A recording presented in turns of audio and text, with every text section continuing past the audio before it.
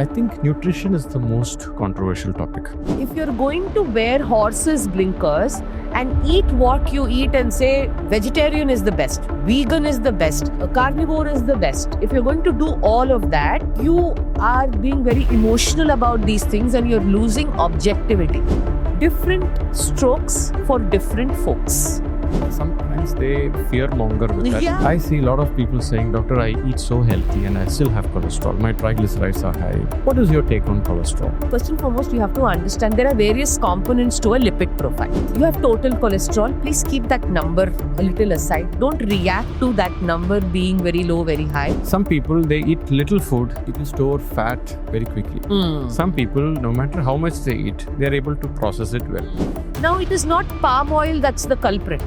What's this thing about plant protein powder and the whey protein powder? Do you see both can be considered equal, or So there is only one difference. how would you recommend us to have the right micro and macronutrients, including proteins, fibers? See, I will tell you, if you want to be a healthy vegetarian, which India is not. Is a vegan diet the healthiest way to live? Or is being non-vegetarian a better way to meet your protein needs? The truth is, no one-size-fits-all solution exists. In this episode, I am joined again by nutritionist Sangeeta Iyer as we explore the fascinating debates around protein, meat, vegetarianism, and veganism.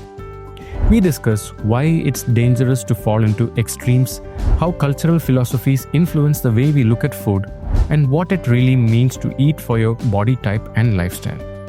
This is a conversation about balance, individuality, and breaking free from rigid diet labels. Hope you enjoy this episode, and now we go over to Sangeeta. So Sangeeta ji, welcome back.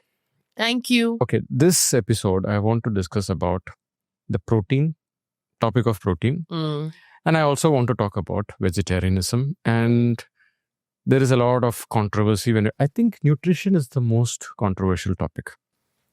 I think there are so many parts of the world will agree on money, sexuality, religion. But when it comes to nutrition, I see it's the most controversial topic because I come from a medical background and I see a lot of patients coming and saying, and one thing I've observed, I've seen vegans healthy, not so healthy.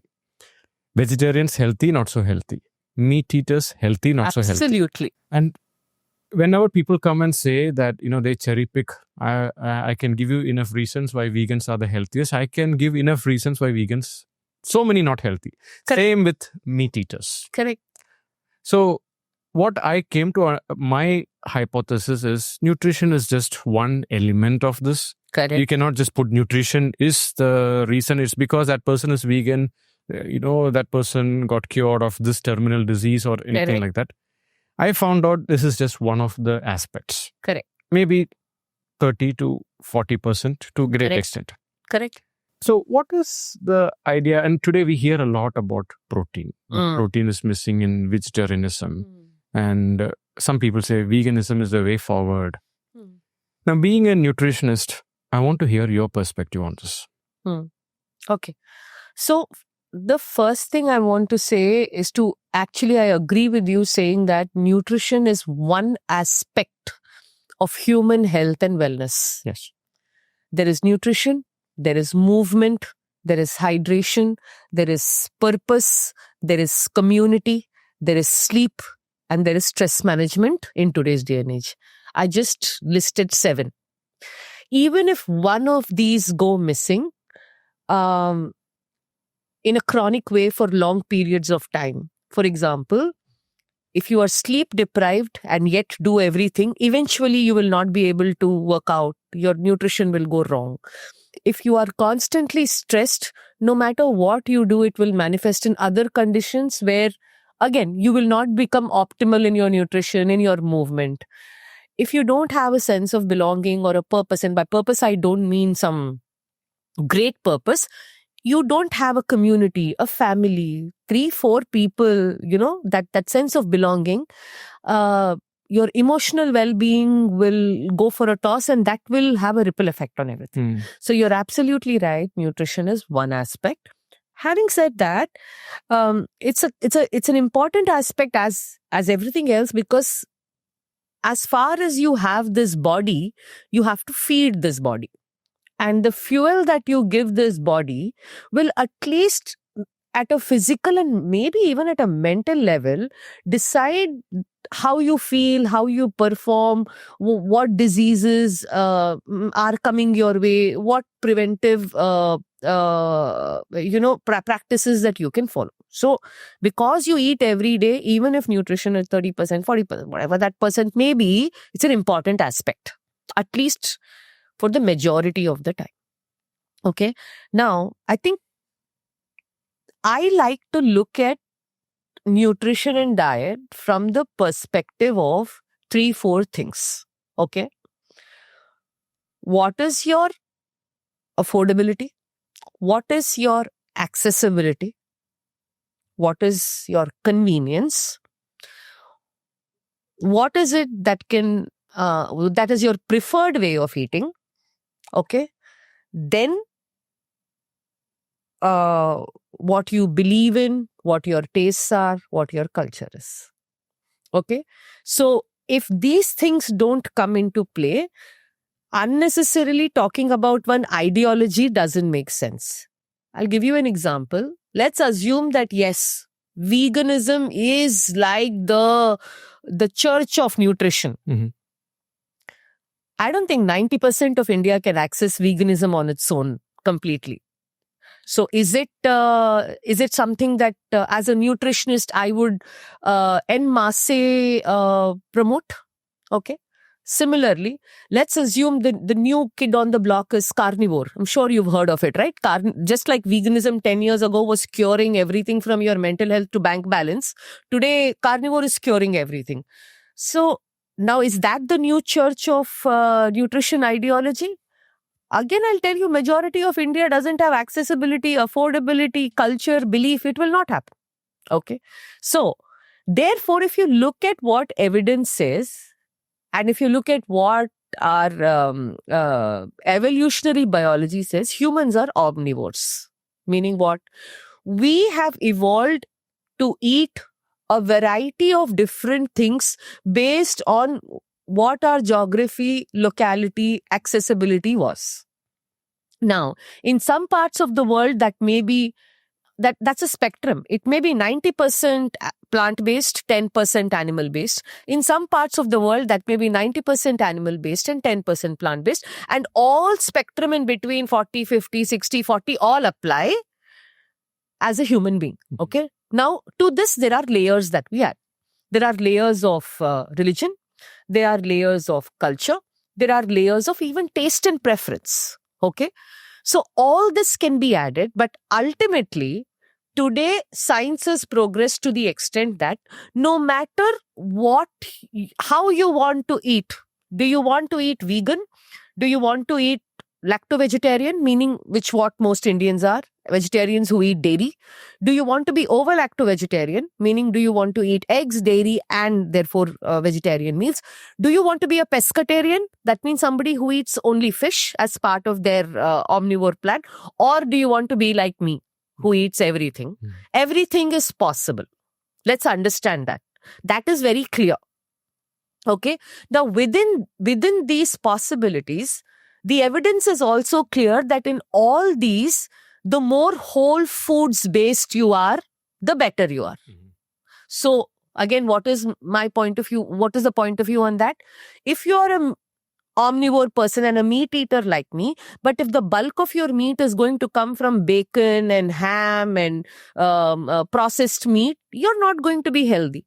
Similarly, if you're going to be vegan and everything that you eat is going to come in the form of a packaged vegan food, Oreos is also vegan, potato chips is also vegan, Pringles is vegan, rice and dal and bisi bele baat is also vegan, right? So the thing I'm trying to say is the more whole foods you are. Alcohol is vegan. Alcohol, all the drugs, nicotine is vegan, cocaine is vegan. I'm sorry. Yeah, all these are plant-based. So it depends upon how so one is whole foods. The second part is all these diets, when well formulated, can work for you. Some may need supplementation. And the more extreme end of the spectrum you are, meaning the more food groups you remove from your diet, you need better planning, better understanding of nutrition, better understanding of your biology, and therefore some help in form of supplementation. And right now, I call them ideologies because they are ideologies. They are not anywhere close to what the whole world can adopt. At one end, there is veganism. At one end, there is carnivore eating. Both are at the extreme end of spectrum, where one has eliminated the entire plant group and the other has eliminated the entire animal-based food group. Right? Both in research, of course, carnivore is the new kid on the block, but it has not been researched as much. But what we hear anecdotally and what we see, veganism has been researched and it has known to be deficient in many things. Like B12 is a big deficiency, zinc is a big deficiency. And in India, iron, I'm sure you know, Doc, the number of women we see with low hemoglobin and anemia. So my point of view is very simple. The more food categories you eliminate, the better understanding of nutrition, the better planning, the better privilege in terms of affording all these supplements is needed. The more open you are and the more inclusive you are to things, the easier the planning, the lesser the potential for deficiency, and becomes easier on a day-to-day basis. Understood. Now, to that extent, that's why I say omnivore. But if you're not an omnivore, then we can discuss what are the gaps, how to fill it, how to plan.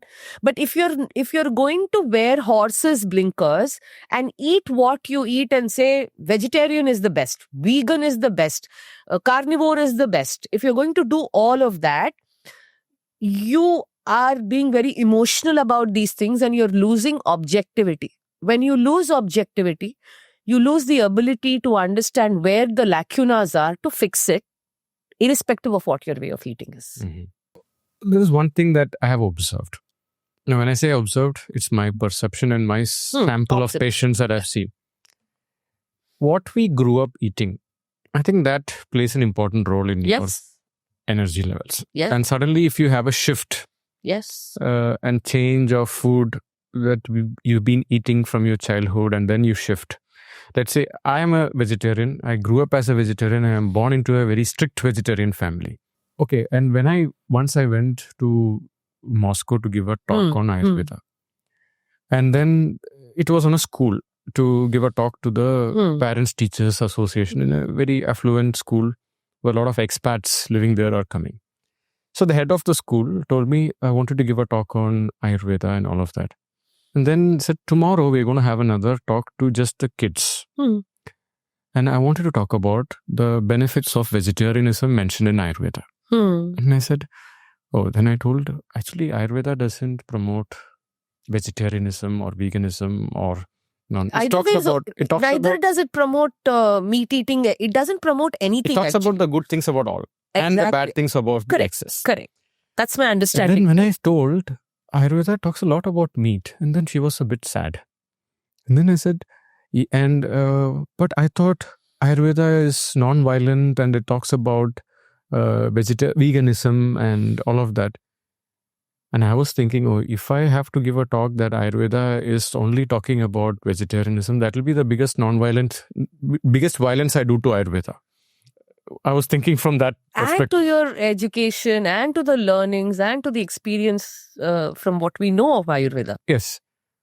But she said, okay, can you just give some topics about vegetarianism? And then she told me, as you mentioned, even though they are eating meat, they are eating the processed meat. Correct. So let's give them some gyan about healthy eating.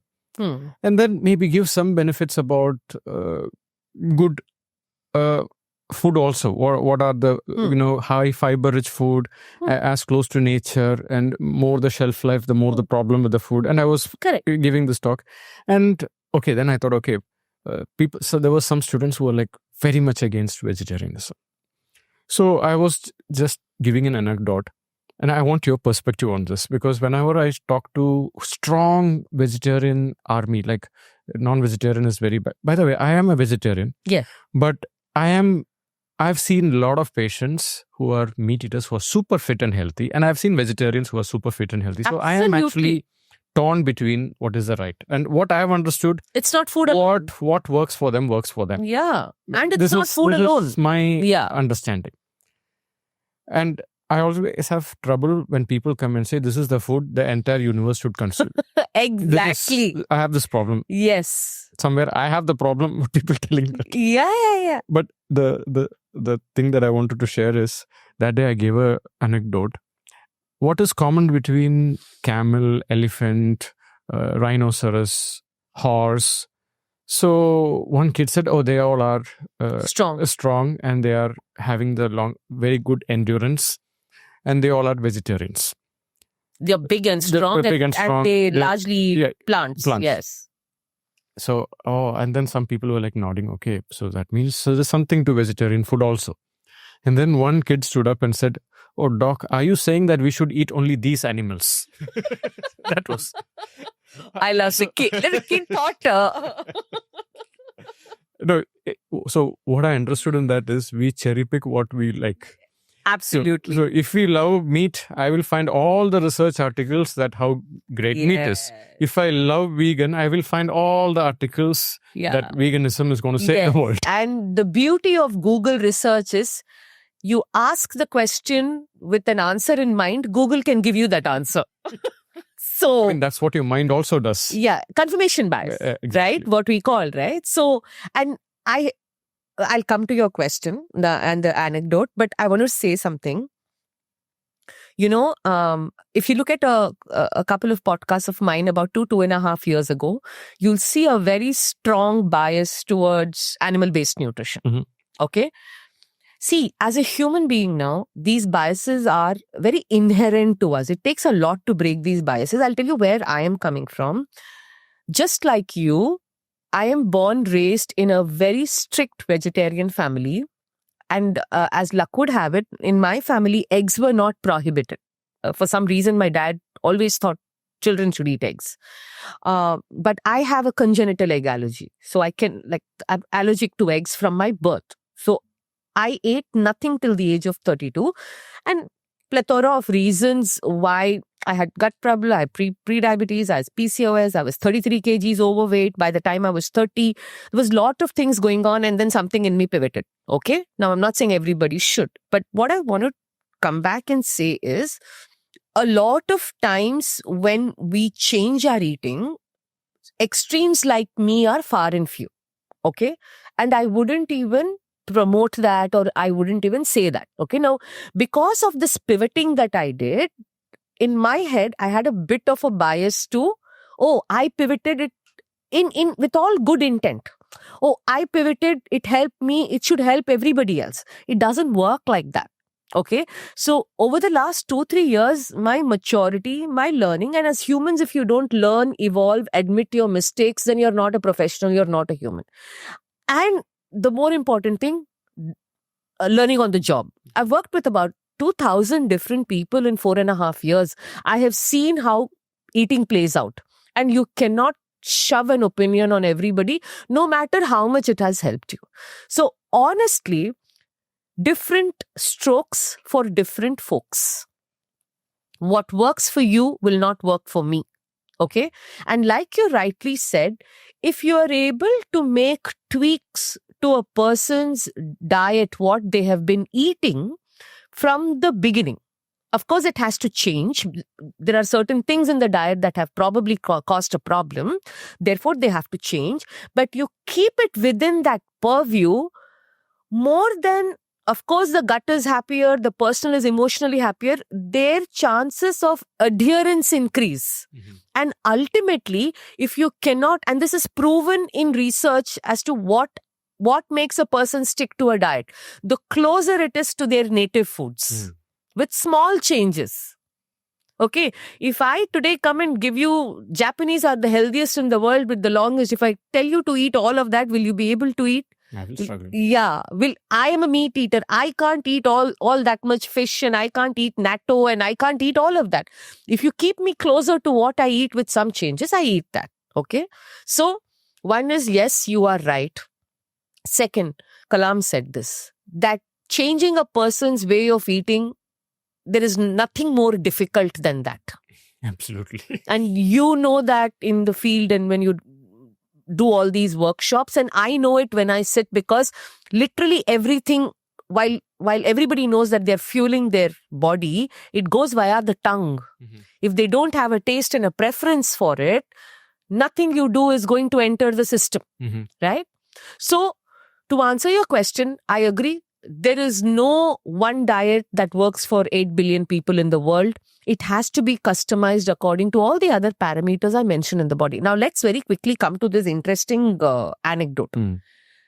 This is not the first time I have heard you say this, or it's not the first time I have seen on various social media reels from various vegan outfits compare giraffes, horses, cows, rhino, okay, elephants to humans. Yes, they are very strong. They're all herbivores, okay? But please understand, you cannot compare the anatomy of one species with the anatomy of another species. Mhm. You're a human being. You're a different species.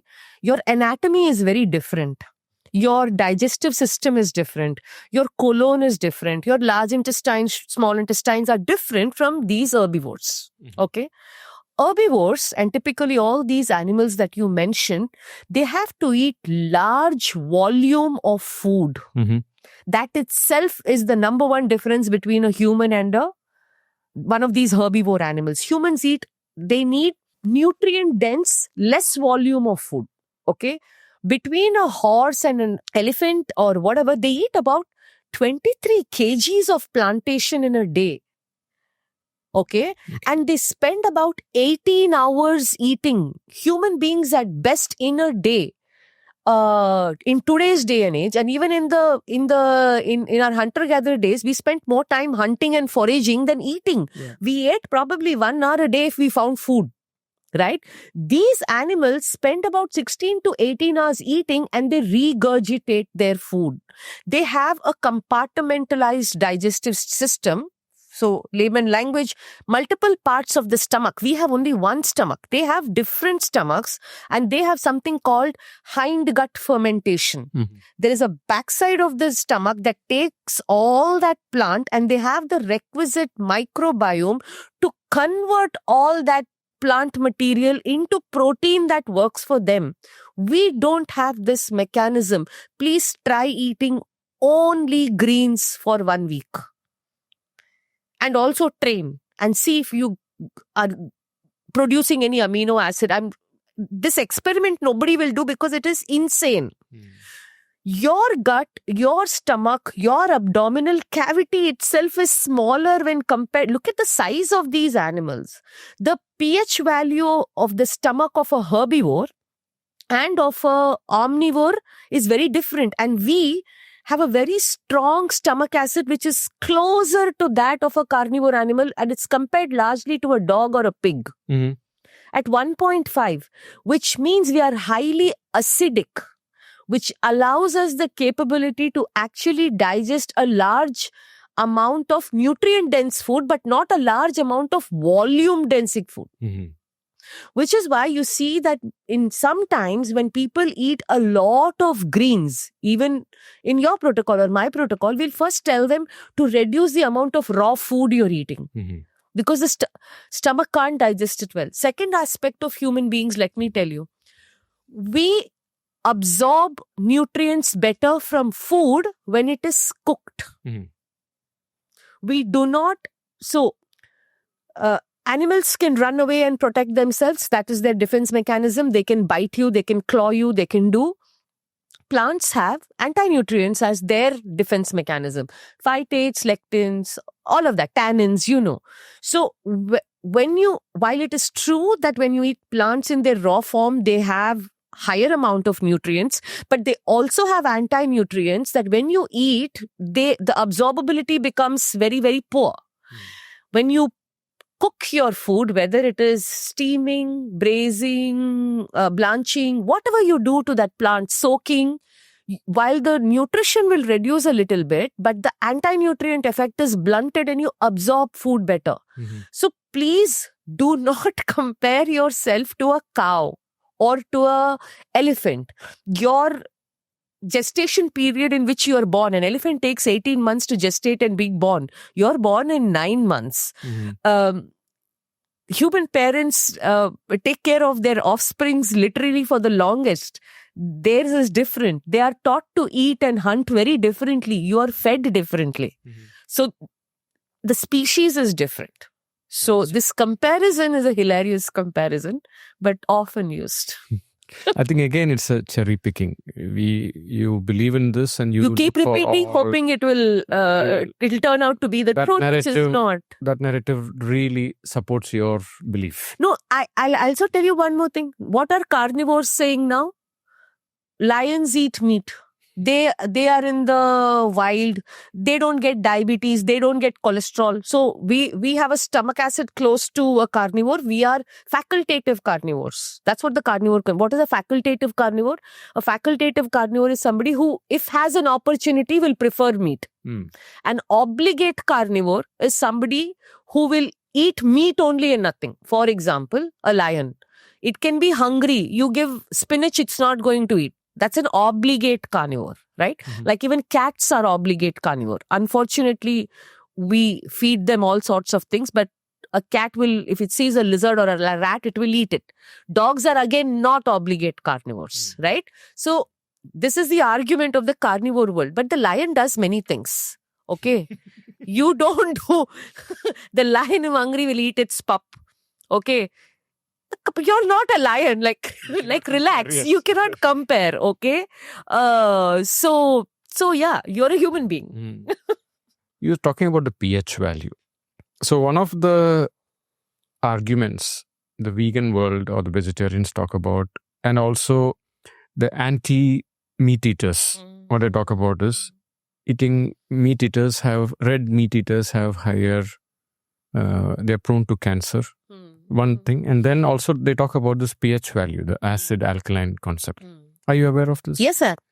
What is your take on that? That if you are a meat eater, your acid levels will go up and it will have a lot of problems in your overall body's immune system. And the plant-based, and certain people will say, and this came about, I think in a very strong way when there was a cancer discussion going, that cancer cannot survive in an alkaline body.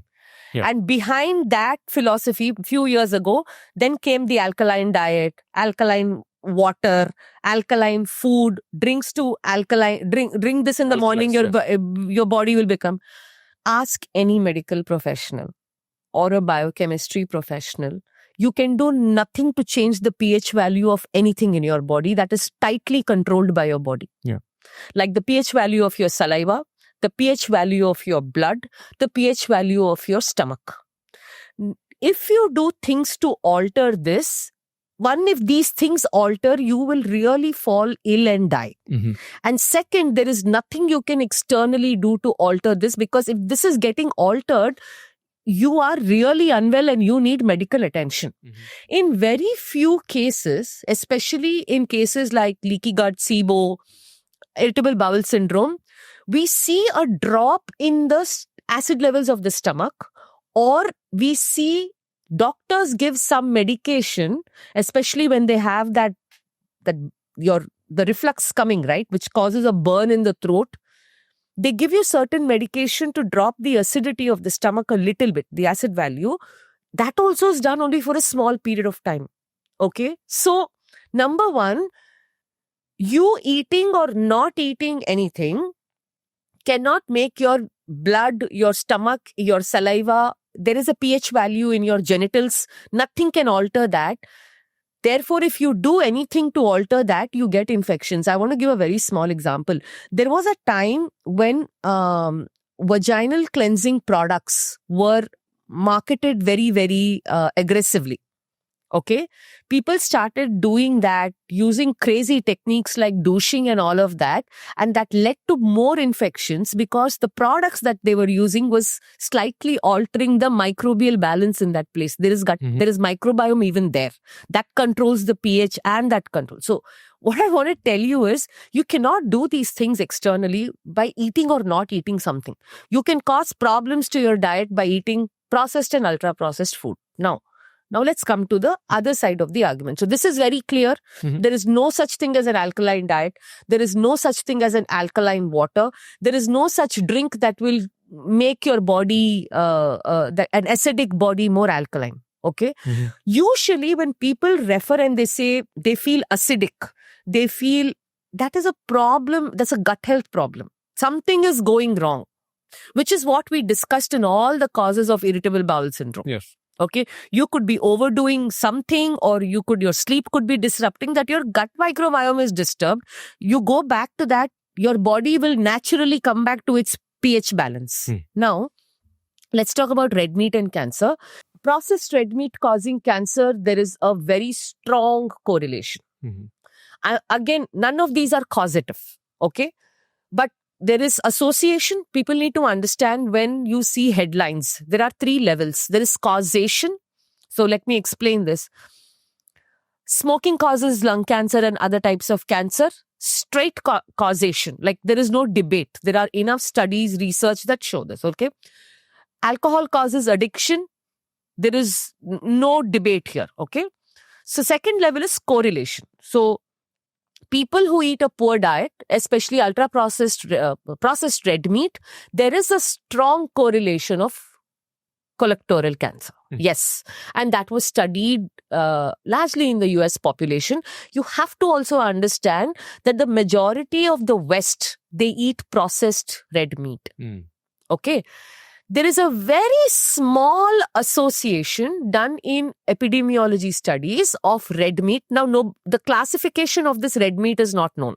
Is it pork? Is it beef? Is it goat meat? Is it lamb meat? We don't know. Okay. But it's classified as red meat. My assumption, it would be largely pork and beef, because Western societies eat pork, beef more than lamb, and goat meat is in fact a very Indian thing. And a very northwest frontier kind of a thing. Okay. So yes, studies do say that unprocessed red meat, when it crosses a threshold of, I think, 500 to 600 grams, it's an association, may cause problems. Okay. They don't necessarily say it causes cancer, but right now the studies say that it's not warranted. That is the thing on unprocessed red meat. Okay. Now, the other place where red meat gets a big rap is red meat is very closely associated with saturated fat, because again, barring goat meat, which is very low on saturated fat, which is what most Indians who eat red meat eat, beef, pork, lamb are all they have a high amount of fat, and the saturated fat is very high. Saturated fat obviously can cause cholesterol issues, and it leads to there is a massive cardiovascular risk. So this is the differentiation. Unprocessed red meat, if you have absolutely no health problems, can be consumed a couple of times in a week without any fear. If you are a meat eater. If you have health issues, then limit it to the recommended quantity or lesser, or don't eat it. Now, the biggest proof of this way of eating, and the biggest proof of a diet which has been validated through thousands of meta-analysis, is the Mediterranean diet. We know, and we try and emulate this Mediterranean diet, or at least I try to in my practice, where if you are a meat eater, bulk of your animal protein should be lean protein. Poultry, eggs, fish, white meat, chicken, turkey, occasional portion of red meat, and a whole lot of lentils, legumes, fresh fruits, vegetables, nuts, seeds, whole grain, not rice and wheat, whole grain. So when you eat like this, then you're eating probably a nutrition plan or a diet that has most evidence behind health and longevity. Understood. Clear? Now, so what you mean to say is there is no clear cut, just like smoking can lead to lung cancer. We don't causation. It's a causation. Direct causation. But we only have a correlation. That's what we have correlations and associations. Yes. We do have a light association. Now, people make lots of crazy claims.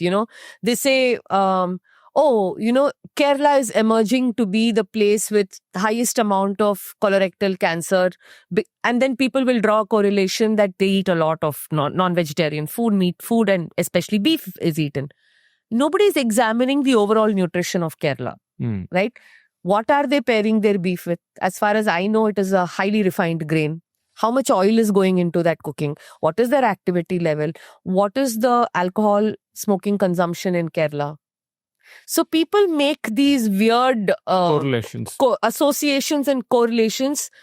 It's a bias. Okay, so and a lot of people, doctor, don't know how to read studies. They only read a headline that is published out of that study. This is one thing I've observed. The more and more a doctor improves in their practice, I think they get vulnerable in saying, we don't know. Yeah. Because they say that there is a possibility, but we cannot isolate what is that one cause.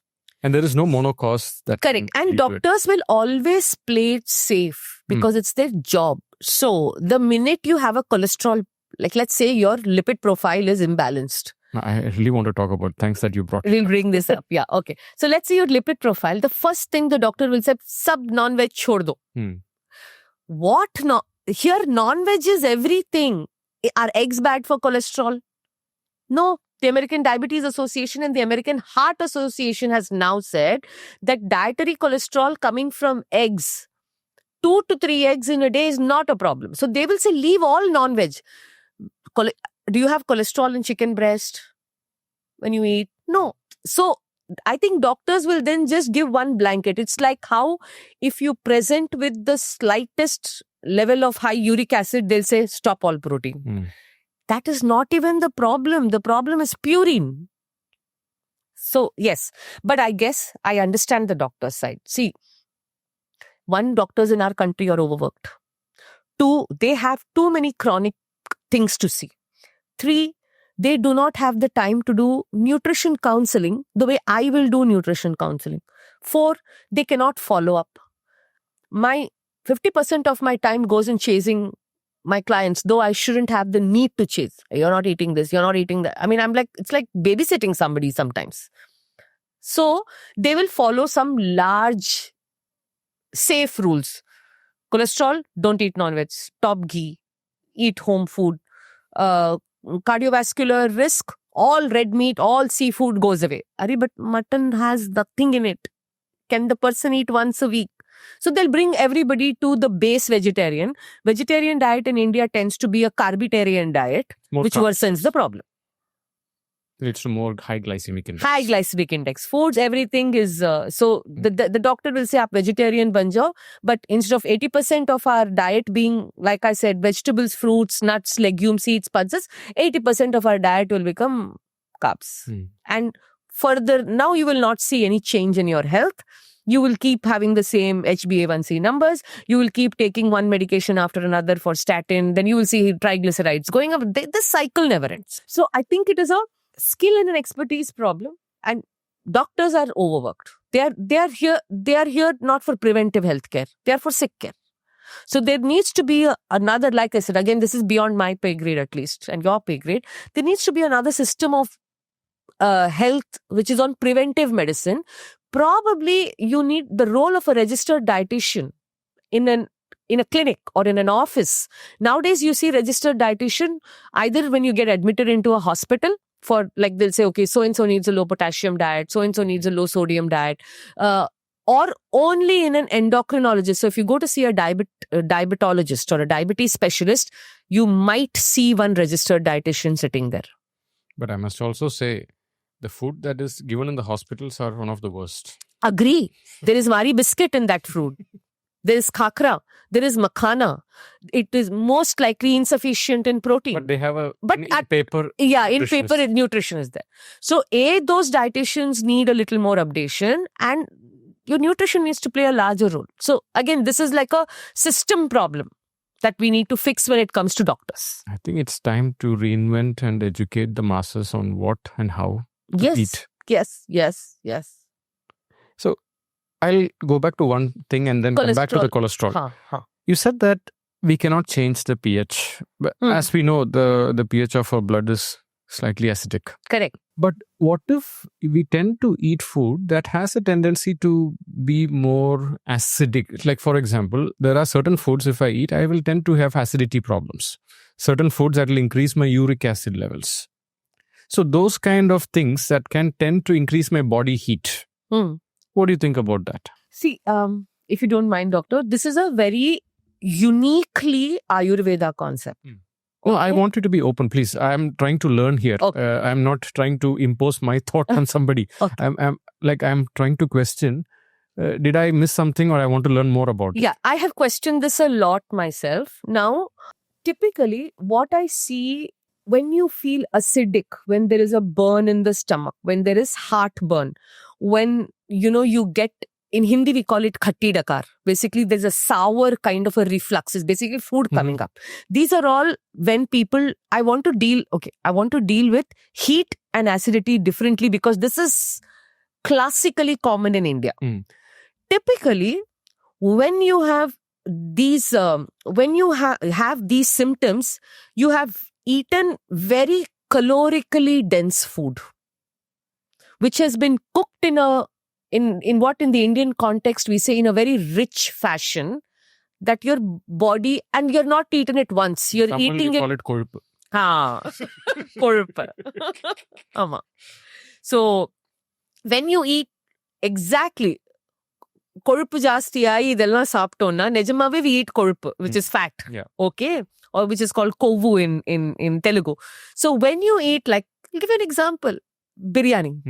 When you eat like this Changezi chicken, paneer butter masala, shahi paneer with naan, and then you'll eat one dal makhani, then you'll follow it up by usually acidity happens like this.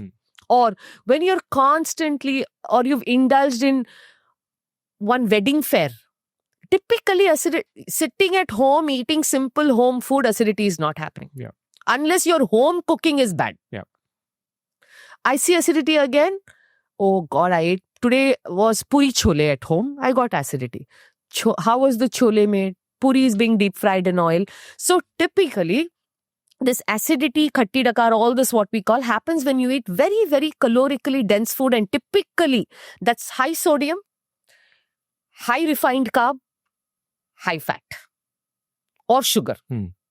Okay, so I'm using refined carbs as a proxy for sugar also. Okay, so typically when you repeatedly give yourself this food, once in a while if you eat, it won't happen. Then this whole thing happens because your gut is not used to eating that kind of high calorie dense food repeatedly. Most of the time when people go on this abstinence and a little bit of avoidance mode and do nothing but eat homemade food, okay, this problem goes away largely. And in my nutrition practice, if somebody comes to me with basic acidity bloating, it takes 6 weeks of eating homemade food for it to go away. It doesn't matter whether you're eating vegetarian, vegan, or meat. Even with eating meat, it will go away. Now, at home, sometimes this will happen when I say you cook like puri chole and things like that. Or in Indian households, let me also tell you how we cook meat. Meat is a luxury in India. Yeah. Though we say 71% of Indians are non-vegetarians, if you actually see the frequency at which these non-vegetarian or meat-eating households eat meat, it's at best twice a week. I know because I deal with both sides of the spectrum. Because meat eating is a luxury, it is prepared in the utmost rich manner. One, it's luxury because of the cost, and it happens less frequently. People are looking forward to it. You prepare it in the most, decadent manner as possible. Take a look at Instagram reels on how mutton sukka or whatever is being prepared. It's 100 ml of oil going into half or 1 kg of mutton. The problem is not of the meat. The problem is how you're cooking it. Again, you're adding so much fat. And the amount of spices. Not everybody tolerates all the garam masala all the time. Spices are very potent. You know this from the whole Ayurveda part. Yes, judiciously, yes. Very. You very little goes a very long way. The way I look at meat dishes that are prepared, there are 18 spices that go into this. You can't, and sometimes people don't even know if those combinations are right. Can you use a nutmeg and a black cardamom? Who knows? Nobody knows. There again, you get all these acidity problems. Okay. So be judicious with your spice use. Don't make everything into this restaurant style masala curry. We really have the curse of the curry. Like that curry becomes the and the most of the calories are also in the gravy. The meat will not absorb as much, but what is the Indian meat eating practice? 2 pieces of chicken and so much gravy because there is so much rice. The problem is not the meat. I always say this. So this is the second part. Now let's come to, so you sort this part, most of your acidity issues will go. Okay.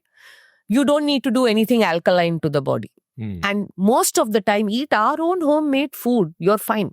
Okay.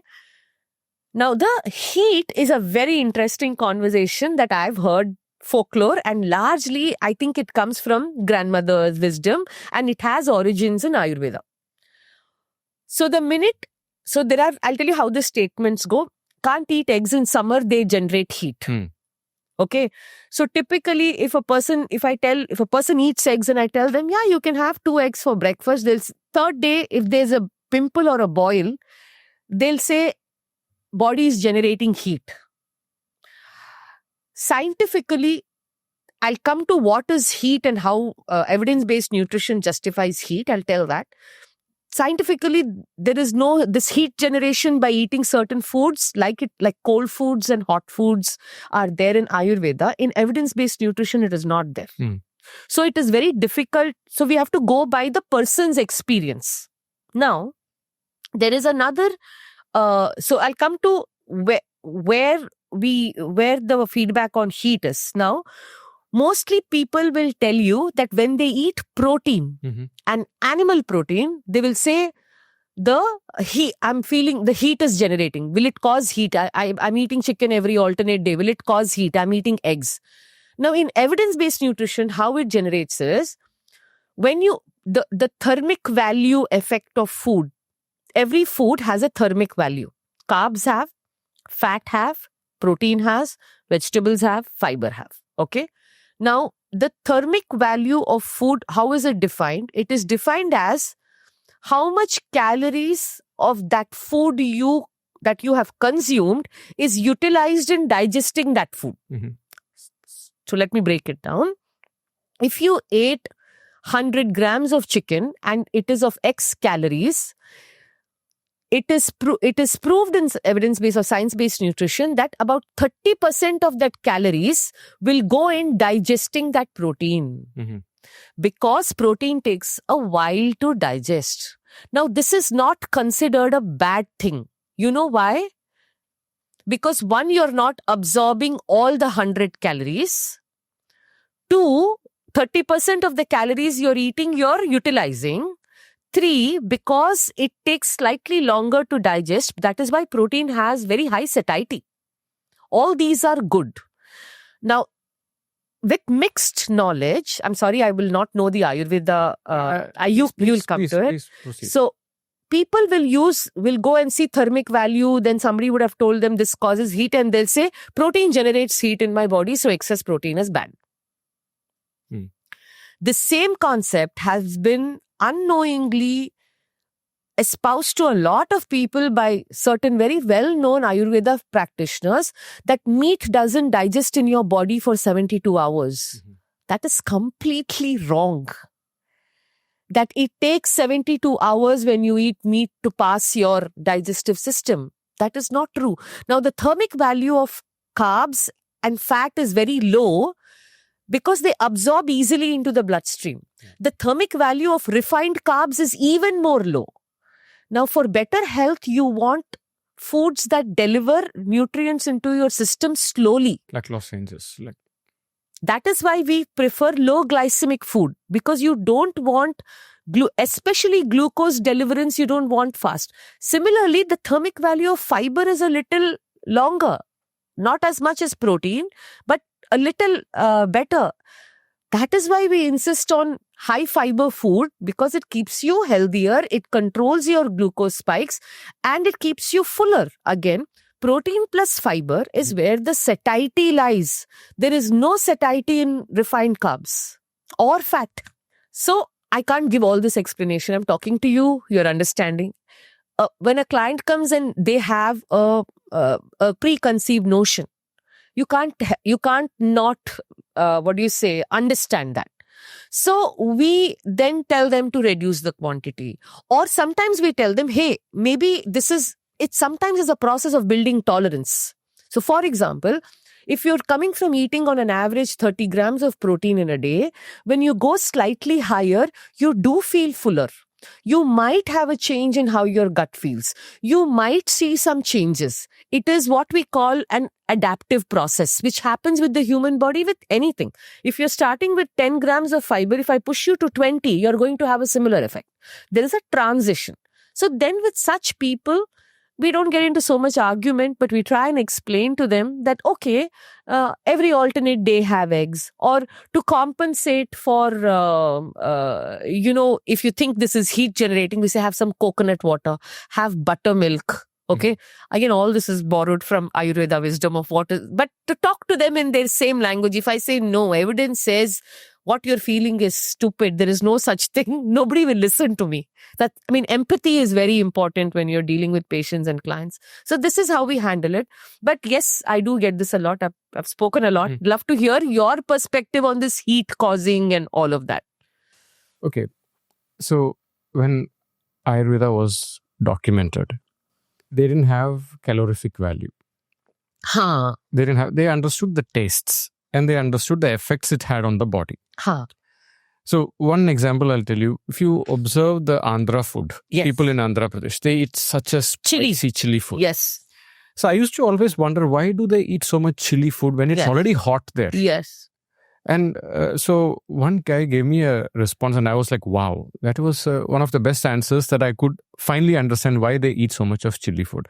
We have this concept, if you have a problem, one of the lazy way to solve that problem is you create a bigger problem. So you forget that problem. So when the heat is too much and the humidity is high, when you eat something spicy, your body heat goes up. So the outside heat doesn't make any sense anymore. Or maybe you start sweating and then the cooling effect begins. Exactly. The body auto-regulates the body's thermostat. Ability to tolerate the outside heat becomes better. So the concept of, we have this concept, that's what they say, that Guntur Karam. Correct. That is like supposed to be. Sometimes when you have a ginger tea, you start sweating. Yes. So, okay, whatever the evidence-based nutrition is saying, there are certain foods when you consume, your body heat is going to go up. If you eat a strong ginger tea, there will be some sweat happening. If you eat some chili, you will sweat a little bit. Correct. There are certain foods when you consume, you will have tendencies of acidity happening. Yes. So this is what we call as Ushna Dravya. Like when you and certain drinks like coconut water, it can cool you down. Or just normal water, it can cool you down. So the concept of heating or cooling, it's an output of the result of after you consume. That is what they look at it from an Ayurvedic perspective. So if you have tendencies of acidity, some people could have a genetic tendencies, predisposition. Yes. So once I know this is my predisposition, I tend to avoid foods that can already add more damage to my predisposition of creating too much heat. So on that, I'll give you true, I agree. I'll give you a very good anecdote. Until my pregnancy, I could handle pani puri very well. Till I became pregnant. The minute I became pregnant, and I was not into nutrition, I was trying to lose weight and all of that. So I was 27 when I was pregnant. The two foods I can't eat, which I developed massive acidity to during my pregnancy, was Maggi and pani puri. Even today, I am so scared to eat a pani puri because it triggers that acid reaction very quickly. It's been decades I haven't eaten pani puri. But I think my body constitution somehow changed with that. So I feel sweaty and then I start, in about an hour, it'll trigger the burn. It's the same way the body changes and we have to adapt the foods accordingly. Like if you go to extreme weather climatic countries, as it becomes winter, the food changes. Yes. When it's summer, the food changes. Correct. The salads, cold soup, hot soup. Correct. So this is a way the concept of cooling and heating. Correct. So I think that's what the concept of Ushna and Shita in Ayurveda is talked about. So when you say that there is no such thing called as hot food or cold food, it's the output that we see in the body. It's not the food itself. It's what the food output causes. does to you. Okay. I mean, at So the then end the of the day, question I have, yes, can the same food have a different response in different people? that's the whole thing we are talking about. So it's not like, I'll take an example of curd, and I got a little confused when somebody told me actually in Ayurveda, curd is considered, it has hot property. But I have always felt very good eating curd and it is cooling. So so it is not the food, it is what that food does to you. It's the food, what it does to you. It's a result of what you have, what happens in your body. So then, can the same food cause different reactions in different people? So what is hot for me may be cold for you? See, it may not be so black and white. I can't give a binary answer to this. Okay. Like the same person in a different time, it can change. For me, just to give you an example, the same food you eat late at night, it can increase your body heat. Correct. Before you go to sleep. Eat heavy late at night, your body... Eat refined carbs, heavy food. Yes, the body heat can go up. Some people, they say, when I sit to this person, he's so warm. That person doesn't feel like I need a sweater. So, I mean, we tend to label that pitta is very high in that person.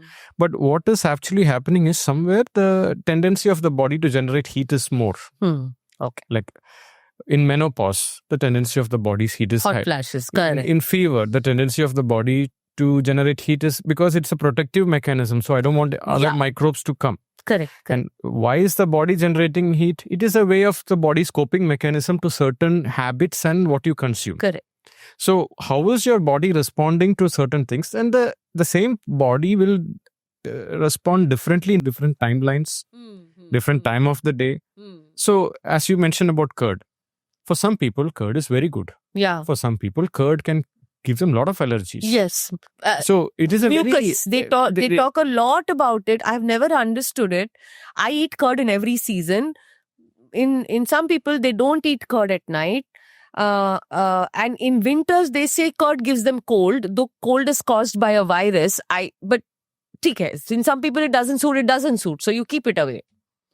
Now, when we say it gives them cold, what they actually, what I understand, sometimes they say if you drink cold water, you'll get cold. It's again the virus, but sometimes cold water tend to have this problem. Or maybe the cold water was contaminated. And if you drink a good quality cold water, it doesn't give you... Yeah, it can't give you that. Yeah, correct. So it's actually the contamination in the water that is giving you the infection. But cold water, okay, again, coming to Ayurveda talks a lot about hot water and cold water. Yes. So one of the first chapters is Jwaram. Jwaram is fever. We have different grades of fever. When your body heat is quite borderline. But you are not in a temperature like in allopathic system, which we talk. So you put a thermometer and you have 99 Fahrenheit. That you call it as fever. But sometimes your body can be quite warm and you are feeling a bit feverish. Yeah. And even though the temperature from the thermometer will say that you're actually perfectly fine. Yeah, this we have a lot. Like we say, ullura jaram. Yes, I feel that feverishness internally. So this is also not a good condition. Like, in the previous episode we were talking about, sometimes the beginning of the disease, we will normalize it. We don't say it is a real disease. But you normalize it so often, and then after some time, you suddenly start feeling, oh my God, why am I feeling this way? So these are considered to be Purva Rupas, means before a disease comes. Where is this starting? Oh, okay. So if your body temperature is slightly on an elevated stage, but it is borderline but not feverishness, it is a pathological state. Something you have to look into. Yeah. So what are the things that are contributing? Sometimes you are over consuming some spices. Like you mentioned, sometimes it's just the gravy that is creating this acidity. Sometimes eating outside food can create this. Sometimes late night sleeping and late night food can create this. Yes. So a lot of, it's never a monocausal thing. There are multiple things that contribute. So coming to this water thing, In Ayurveda, if you have tendency of too much mucus, mucus is anything that will block the natural flow in your body. Like some people will have mucus in their nose, some people will have tendencies of chest congestion. Yeah, my mom could never eat. My mom had, she had a history of asthma. But what I noticed is, no matter the season, if she had anything straight from the fridge, so even if she was eating like curd rice, that curd has to be kept out for 1 hour. It has to come down to room temperature. And she had certain fruits, though I have never found evidence of this. I've looked this up. Very ripe guava and banana. Later in the evening, especially when seasons are changing, they would produce mucus for her. There is a borderline allergic tendency. Allergic tendency. Yeah, she does have. I'll come back to you how Ayurveda looks at it. But here, this cold water and hot water, the hot water tends to, see, you have a plate which is leftovers of a lot of oily food. Imagine you don't have a detergent to wash it. The best way you just need hot water to pour. It'll just melt it. So in Ayurvedic textbooks, warm, not hot water, like lukewarm water, it is a great way to get rid of excess kapha or mucus in your system. Because today, if you are having a lot of mucus related problems, which is what we do when we have a sore throat. Exactly. You gargle with warm water. You keep sipping warm water through the day. You do that. That's it. Okay. If little bit ginger you can tolerate. Yes. My grandmother used to say sukku tanni, the dried ginger. In fact, she used to drink that water only. So it promotes your digestion. It melts the excess mucus. So that's the logic behind this warm water. Understood. And some people, just by doing gargling with warm water, it gives a lot of clarity in your voice. Correct. Many singers do that. Many speakers do that. Correct. So cold water, if it is contaminated, it has a tendency to give you a lot more. And there is this argument, if you drink cold water, the body has to warm it up internally. So more calories. Are, I've also seen this. So I don't know. Even I don't know. You have to put people in a bomb calorie meter. This has to be studied. So typically how you study calorie output is you put them in a metabolic ward in a bomb calorie meter and they have to exactly drink that and you have to see. But it's not a discussion that needs so much investment. I think the large part of the thing is if you're okay and you can handle... It's absolutely fine. Yeah, you can handle cold water. To be very honest, I don't like drinking very cold things. Especially cold water out of a fridge, I don't like. So I always, summer or winter, room temperature water. And when I have these little bit of sniffles, I also have a slightly allergic nature, especially with my nasal passage. So I am not good with very cold shower. I'm not good with very cold climate. I drink room temperature water most of the time. When it becomes cold, I like lukewarm water. I like this ginger, which my grandmother taught me, or some fennel seeds in water. But if people are okay drinking, like my son, he wants cold water, drink, nothing happens to him. So I think we don't make a hard and fast rule out of this. Its ROI is very little. The logic behind the anti cold water movement is your Jatar Agni comes down. Is that correct? See, I'll tell you how we have to look at it. When you drink, and then I keep wondering that is your stomach's ability. When you're talking about Jatar Agni, you're actually talking about the acidic value of your stomach. That if you not acidic value, your ability of the gut to digest the food. And if you're does that come down really? No, let me come to you that. I think there's a lot of misunderstanding. So when you drink cold water, when you have a cut. Or let's say you have a bruise, you keep a cold pack. When you keep a cold pack, it tends to cryotherapy. It tends to block the channels. So if you drink a cold water, if it is very ice cold, yes, to some extent the body has to fight that cold to open up the pores because the entry channels for the food and nutrients to enter, it has to be open. So when you drink cold water, it tends to freeze certain things. Okay. So that's one. And usually when you go to some restaurants, they give you stuff with a lot of ice in it. And the temperature can be somewhere between 3 to 6 degrees. Yeah. And that can actually, it's not that it's going to do damage to the body or something. Yeah. At least in India, they don't put a lot of ice. This was a problem in the US. Yeah. Oh my God. Yeah. You have to repeatedly say you don't want water with ice because it is weird to drink such cold water and then like eat food. So Yeah. when you drink cold water, it can slightly alter your appetite. Hmm.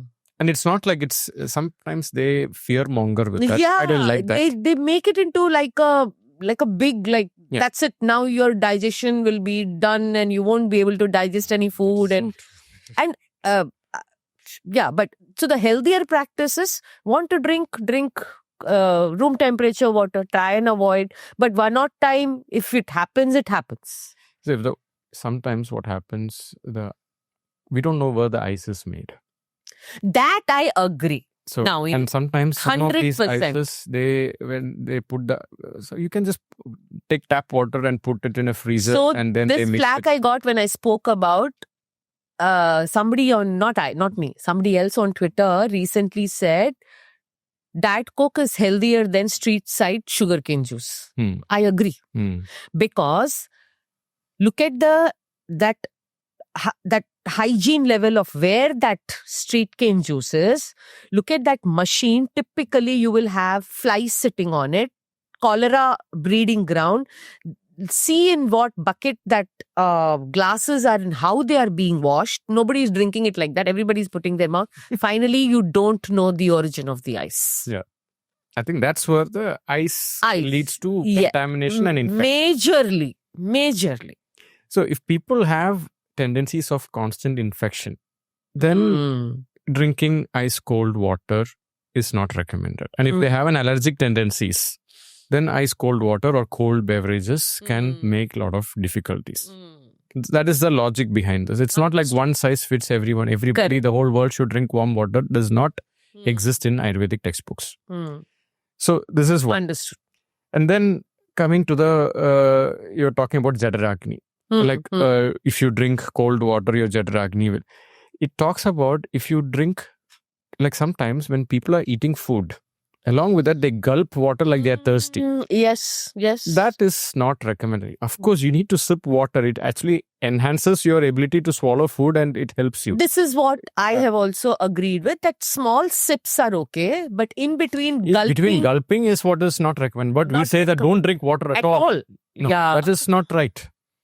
It really helps you to swallow it. It helps soften little hard foods, helps you swallow, and maybe also create a little bit of stomach distension so that you don't overeat.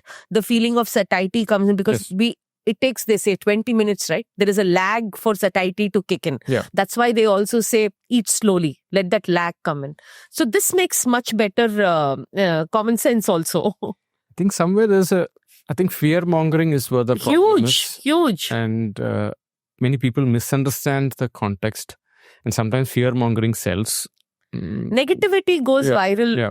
Negative things go viral very easily, Doc. So you and me, if we keep saying the same boring things, don't eat outside food, eat home cooked food, exercise, go do yoga, strength train twice a day, sleep on time. Very, very boring information, but it works. But say I have this magic drink which will work. Ghee is a fat burner. It will sell. Yeah. And also to clarify, Jadaragni is not, you were saying Jadaragni is it the pH value of the stomach or is it the digestive enzymes that are ready? What is that Agni that you're referring to? Jadaragni means your hunger, digestive capacity. That is what it means. And if my Jadaragni is weak, I don't feel hungry at all. I'm not able to digest at all. Now I understand. Digestive capacity, I understand. That is one way to see. It's very difficult to translate some of the... Exactly. I hear. Lot is lost in translation. Jadaragni is one of the ways some people, they eat little food, it will store fat very quickly. Some people, no matter how much they eat, they are able to process it well. So all of this forms under the concept of Agni is a form of metabolism. And that depends on what you say, Prakriti. Is that not the this same? Prakriti is again people there's a concept called Prakriti and Vikriti. Understood. Vikriti is what went wrong and Prakriti is your. The best way to identify a person's Prakriti is you ask them, when was your healthiest self? Go back to the time when we were healthiest. And that is closest to your Prakriti. Okay. Sometimes people diagnose their Vikriti as their Prakriti. Oh, like that. Oh. Because that is, they normalize their disease condition. Understood. And they call that as their Prakriti. That is not their Prakriti. They have just normalized their Understood what Vikriti. Okay. So this is a very gray zone. Many people understand. Yeah. And people self-diagnose their problems. So most of my energy with patients is to make them unlearn rather than teaching them what is right. No. Also, if they have too much bloating, they might just say, I have this dosha, I am this person. But that may be a condition that you have, but that may not be you. It may be temporary. Yeah, it is temporary. It will change. And that's just a screenshot of their time at that point of time. Understood. Fair enough. Yes. Now let's go to cholesterol. I see a lot of people saying, Doctor, I eat so healthy and I still have cholesterol. My triglycerides are high. What is your take on cholesterol? So, first, when we look at cholesterol now, and I'll talk about it, first and foremost, you have to understand there are various components to a lipid profile, correct? So, you have triglycerides, you have total cholesterol. Please keep that number a little aside. Don't react to that number being very low, very high. What is happening below that number is very important. What is leading to that number, or how you break down that number. So, you have something called as HDL cholesterol. Okay. Then you have something called as LDL cholesterol. Okay. Now, in very common parlance, HDL is called good, LDL is called bad. Actually, there is no good and bad cholesterol. You just need it in the balance. Yeah, you need a balance. So, LDL-C is also needed for many things. But there is not a single thing in the human body that works in a singular way. It works in a multi. There are many systems that interact. Endocrine system will interact with another system. So we have to understand that. So then you have triglycerides, then you have VLDL, then you have non-HDL. Typically, when you do a full lipid function, you will see this. Okay. Layman understanding, I'll give you a little bit of understanding on how this. In India, typically in Indians, you will see high triglyceride, low LDL, low HDL, and high LDL. Yeah. Typically, if you have this combination, you will see VLDL also high. Yeah. It's a fallout. VLDL and non-HDL are a fallout of the other three markers. Okay. This basically means something. I'll translate into your dietary habit. There are more refined carbohydrates in your diet. There are more refined fats in your diet, and most likely not coming from eating meat-based food or a little bit of ghee. If in India you see LDL high, it is coming from eating packet snacks. See, I am not saying ghee is a superfood. I am not saying it is the most useless food. I am not saying saturated fat is being vilified unnecessarily. And I'm not saying that everybody should fear saturated fat. There is a balance somewhere. But in Indians, the saturated fat is actually coming from packet snacks, where typically most of our packet snacks use palm oil. Okay. Now, it is not palm oil that's the culprit. Yes, palm oil is one of those oils that has the highest amount of saturated fat. If you eat the amount of snacks using the same amount or excessive amount using coconut oil, you will still have the same problem. If you eat the same amount of outside packet snacks using ghee, you're going to have the same problem. Okay. So, when we have this kind of a lipid profile, we tell people to first cut down the caloric intake coming from both refined carbs and refined fat. And most of the time, they may be the same food, which actually translates into junk food. So the more pizzas you eat, the more murku you eat, the more biscuits you eat, the more chips you eat, whatever you eat, first cut that down. Now, the unique Indian problem of seeing high triglyceride is our high carb consumption. So, examine the amount of carbohydrates in your diet. If you go down south, everything that we eat is a derivative of rice. Everything. Idli, appam, idiyappam, puttu, wherever you go, okay? In the north, everything is a derivative of wheat. Okay? So you'll do that as breakfast, then some pav bhaji, then some roti if you're in the north, rice if you're in the south. And the amount in each meal, I'm not saying rice and roti on their own are bad. Dose makes the poison, right? So if you're going to be excessively dependent on carbohydrate, so that excessive consumption of carbohydrate added to your junk food, outside food consumption actually increases your triglyceride. Okay. LDL we spoke about. HDL typically is low because HDL is basically a derivative of two factors: exercise and a good amount of protein in your diet. Okay. And little more animal-based protein. And when I say animal-based protein, it can be even dairy. I'm not converting anybody into a meat eater. So when you have good protein and you exercise, HDL will go up. Now we know how much we exercise. We know our protein consumption. We know our ultra-processed food consumption, and we know our carb consumption. Now, in Indian diet, unfortunately, whether you are a meat-eating household or a vegetarian household, like I said, because the instances of meat that we eat are hardly 2, which is why Kerala has such high diabetes despite being meat eating, right? So is Telangana. Okay.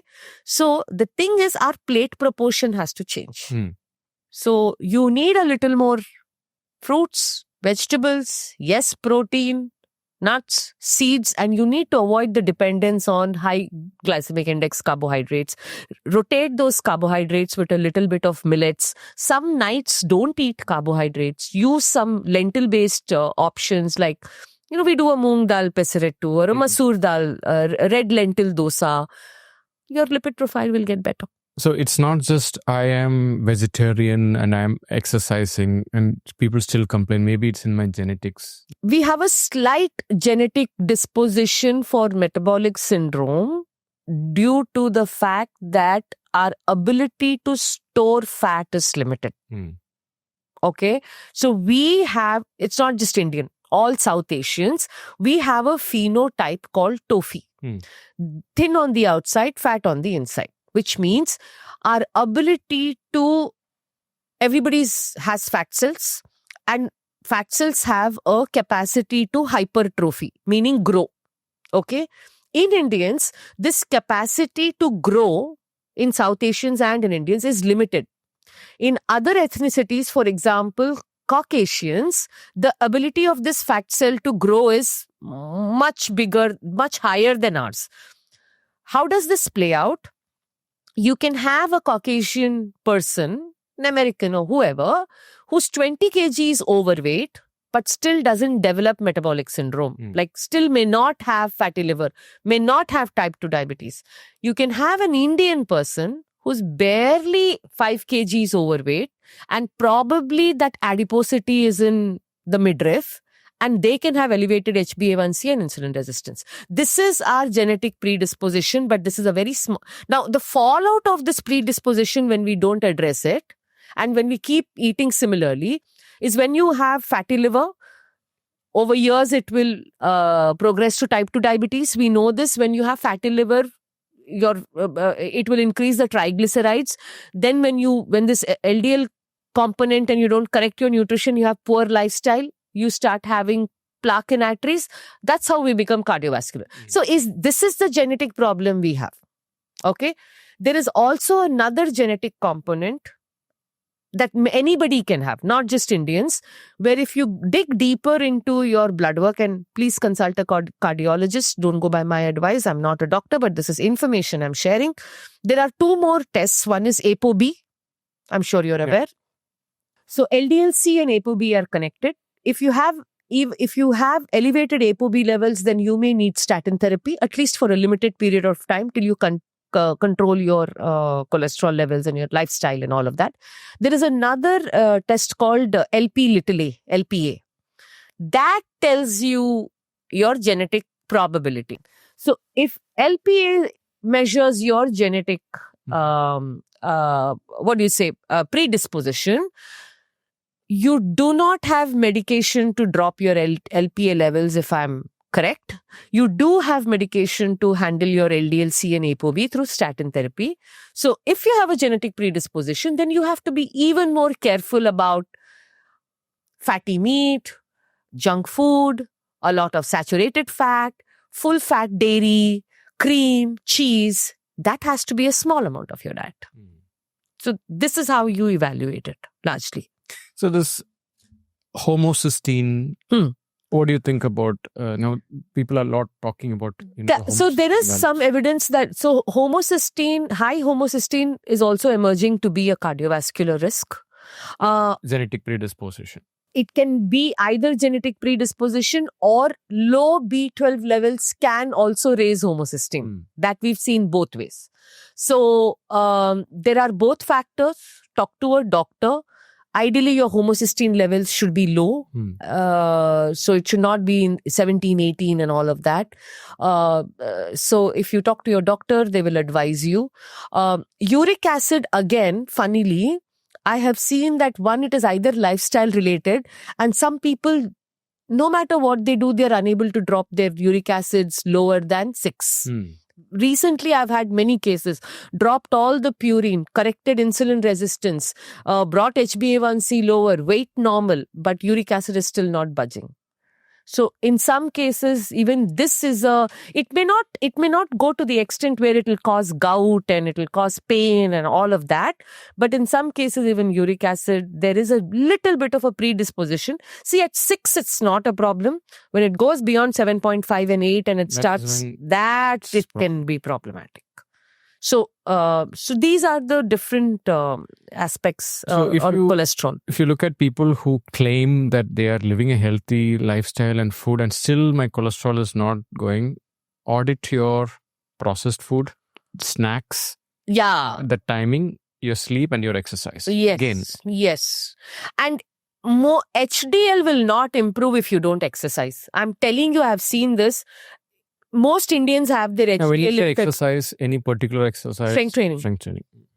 It has an immense effect on improving the cholesterol, especially HDL cholesterol. And actually, I should reframe strength training as resistance training, because the minute you say strength training, people only imagine a gym.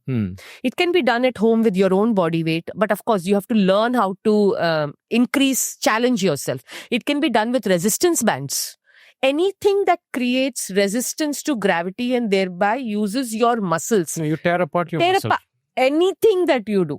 It not to injury, but you give them time to recover. Yes. Recover by sleeping and eating the right amount of protein. That will work for you. Now, coming to uric acid, I'll again go back there. The people who are against protein and they say that, it is dangerous, your uric acid levels can go up and it's not good for your kidneys. Let's talk about that, please. So, uric acid metabolism goes bad when a certain compound called purine increases in your body. Okay? So, purines are found in some proteins, but that doesn't mean you avoid all protein. And in some cases, in vegetarians, I have even seen doctors tell them to avoid dal. Like, if you avoid lentils and legumes, what will a vegetarian eat, really? So there are certain foods that have high amounts of purine. Okay. Red meat is one of them. Okay. Certain seafood and certain varieties of fish and seafood have purine. Okay. Then there are certain plant-based foods also that have purine.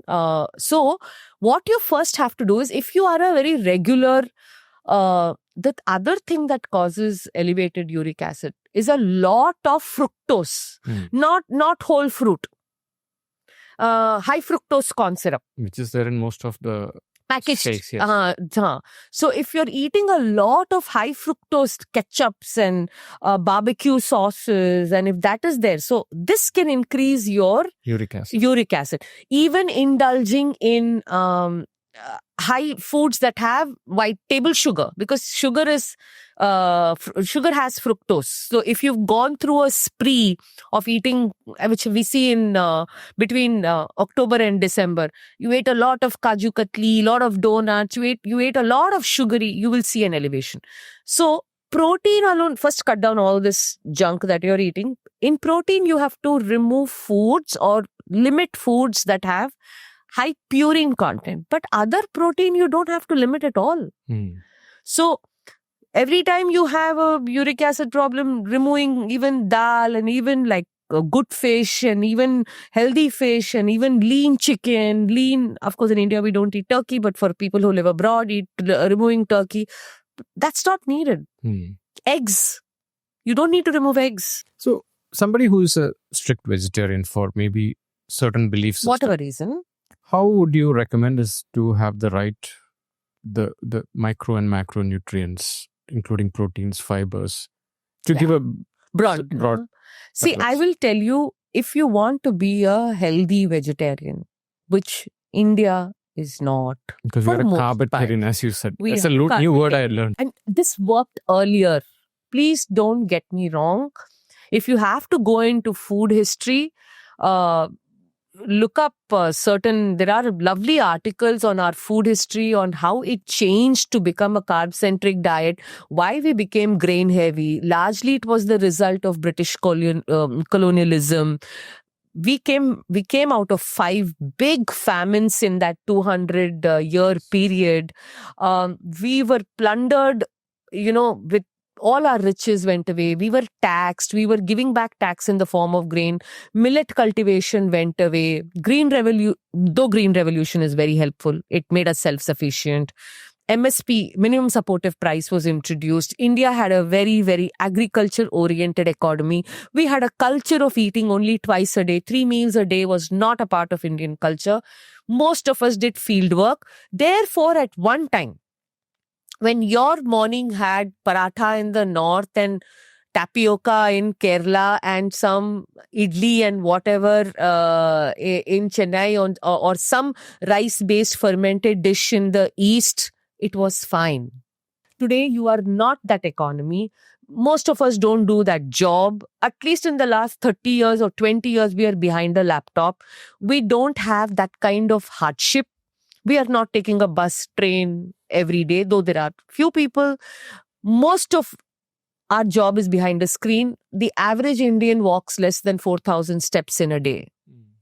2,000 is considered to be very unhealthy and sedentary. 4,000 is an average, which means people pulling down that average will be far higher than people bringing it up to 4,000. So there is a little bit of change that you need to bring. And this is whether you're vegetarian or non-vegetarian in India. I'm telling you, even non-vegetarians in India are carbitarians only. They only get 10 grams more protein in their diet or even fiber. And most of the time they're eating without fiber. Okay. So if you're this, first change your plate proportion. And if you're let's start with vegetarian. Okay. First, you need to know what is your class 1 protein and class 2 protein. I always say this, eating sambar rice, eating dal rice, eating chana rice, this is not what you call eating protein. Okay. This has some protein, but it gives you very little, less absorbable protein for larger number of calories. Okay. So when you design your nutrition, you need to know your protein to calorie ratio and you need to know your protein to carb ratio. And I'll come to that. Okay. So class 1 protein, all 9 amino acids present, all present in the right proportion, all highly bioavailable. Okay. What are these for vegetarians? Anything that comes out of dairy, milk, curd, buttermilk, Greek yogurt. Now you can make Greek yogurt at home. Soy-based protein. So tofu, tempeh, to a little extent soya chunk. Check if your stomach agrees with soya chunks when you eat it very regularly. That's a problem with soya chunks. That's why I don't recommend it a lot. Then if you look at paneer, all forms of cheese, and try and go for cheese with slightly lower fat. So feta cheese is good. Then you have a little bit of parmesan. Of course, not in our culture, but feta cheese definitely is good. And you can also look at now, if you're in slightly urbanized markets, you get low-fat mozzarella, you get bocconcini. So dairy, when I say dairy, I'm encompassing everything. And including even 50, 80, 100 grams will give you complete protein as a vegetarian. Design it, of course, as per your calorie needs. Remember, dairy, depending upon the dairy you choose, can be high fat also. And in India, only now you're getting protein and feta as slightly low fat, but most of the other cheese will have considerable amount of fat. So work your calorie budget first, or ask somebody like me. This is your class 1 protein. Now come brilliantly class 2 protein, which have great amount of fiber and are actually what we call complex carbohydrate. Your entire legume and your entire lentil category. Okay, so, and the more diverse you are with this, the better. So one of the best is split black urad dal. You have forgot, it has so many compounds and one of the highest form of protein that a vegetarian can get in lentil. Okay, so black urad dal, then you have your moong lentils, then you have your masoor dal, then you have typically the dal that is more starchy will have more carbs. So tuar, chana will be a little more carby, but forms good part of variety. Now when it comes to legume, all forms of chana, chole, rajma, those butter beans, fava beans, everything works. All are in the similar, depends on what you have access to. And again, I will say this, horse gram, major nutrition.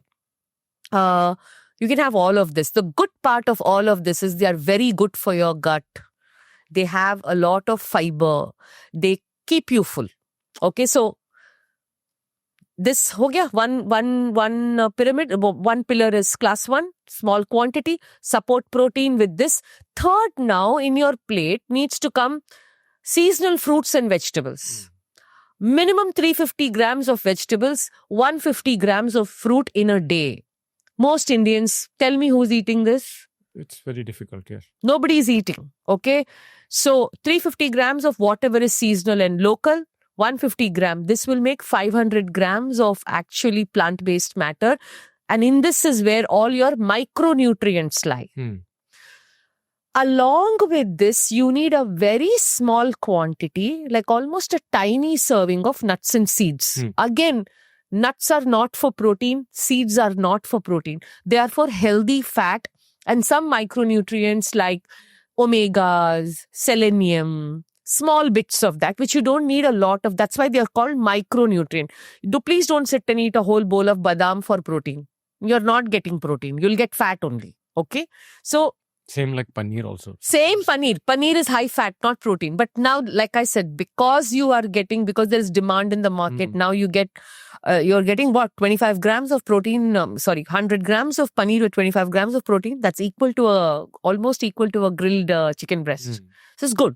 Yeah. But if you eat malai paneer and all, you're getting 25 to 28 grams of fat and you're getting 15 to 18 grams of protein. And that's very heavy food. So that other thing that I was talking about was nuts and seeds, and typically you need 20 to 30 grams only in a day. This overtly doing nuts and seeds also don't help. And in this, you can also have some chia seed, some flax seed, rotate all of this. You don't have to do everything in one day. Okay, nutrition perfection is not achieved over one day. It is the law of averages that will apply. Now, these three things are over. Whatever is left is your carbohydrate consumption. Okay. So in carbs, rotate your carbohydrate. Don't always do rice and wheat. Sometimes I do the matta rice, the Kerala matta rice. I do like foxtail millet, barnyard millet, ragi. When it comes to wheat, I don't do jawar, I do jaw, barley. One of the lightest millets for your stomach. So if you want to do, depending upon the season. Now, I'm not saying that you buy all of this. It can be very prohibitive. To begin with, have one alternative to rice as a millet. Have at least one alternative to wheat. It can be kuttu, buckwheat, or whatever it is. Okay. Now, along with this, you need cooking fat. Yes. Because healthy fat is coming. Now, this is how you build your nutrition. So, if you imagine your plate, 3/4 of your plate should have all the first three things. Then the carbohydrate. But we do it the other way around. Yeah, correct. That is because In India, we have developed the habit in every household. First thing in your plate is the carb and the large portion. If you change this and actually change, this is what I do. In my plate, there'll be 2 vegetables, there'll be a protein, there'll be curd. Typically, I eat in a small plate. There is no place on this plate. I serve my carb in a bowl. We do ulta. Carb is served on the plate first, making half quantity. Whatever is remaining, we are filling little. What are you eating more of? So change that. Okay. Now, interesting question is cooking oil.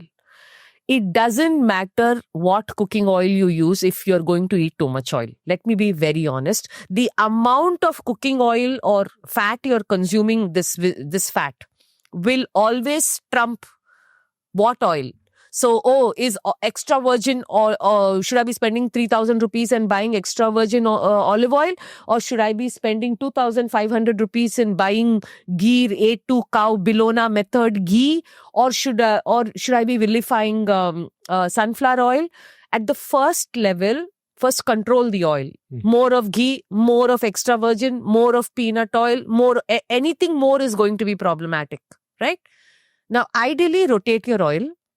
And this wisdom, you can just take it from where you come from. Like if you're from Kerala, it was largely coconut oil and ghee. Okay. In small quantities, use that. Okay. If you came from Tamil Nadu, it was largely sesame oil and ghee. Sometimes in some dishes like avial, even we use coconut oil. As we progressed a little bit, we started using peanut oil. So rotate your oil. If you went to the east, it was largely your mustard oil and ghee. In central India, it was peanut oil, Maharashtra, peanut oil, depending upon where you came from. Mediterranean olive oil. Mediterranean olive oil. Correct? And the French are eating butter.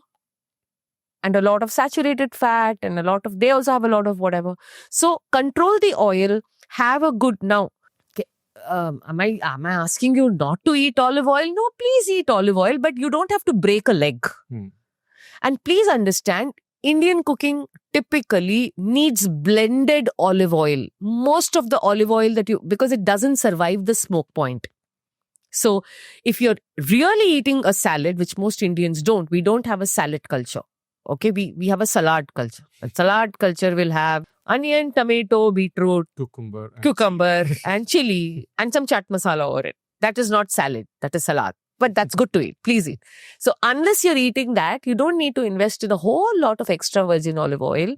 But the need of the hour today is just to control all the abundance. Nobody is having a deprivation here. And that's it. This is how you build your nutrition if you're a vegetarian. If you're a meat eater, to the upper layer, add lean protein. Okay? So chicken, fish, and locally, like if you're in Kerala, matti, what do they call it? Matti only.